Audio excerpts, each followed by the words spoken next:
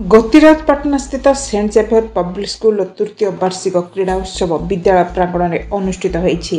विद्यालय सभापति इंजीनियर हरिहर सेठी मुख्य अतिथि भाव अंतर्जातीय टेबुल टेनिस अंपायर सुजित राय एवं बो फाउंडेशन सभापति सस्मिता दास जोगदे उत्सव उद्घाटन करथिले। अतिथि माने छात्र छात्री मान क्रीडार महत्व विषय उपदेश देथिले।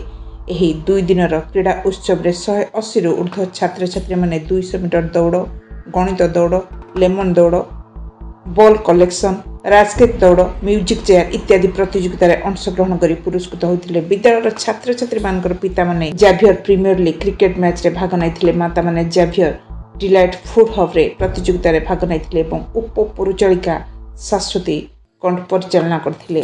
द्वितीय दिन में विद्यालय सभापति इंजीनियर हरिहर सेठी क्रीड़ा महोत्सव को उद्यापन करथिले। अध्यक्षा अंबिका विश्वाल प्रत्यक्ष तत्वावधान में समस्त शिक्षक शिक्षयित्री कर्मचारी वृंद महोत्सव को सुचारू रूप से परिचालना करथिले। उपाध्यक्ष दीप्तिमयी दास धन्यवाद अर्पण करथिले। कटक देवदत्त स्वयं मोबाइल टीवी।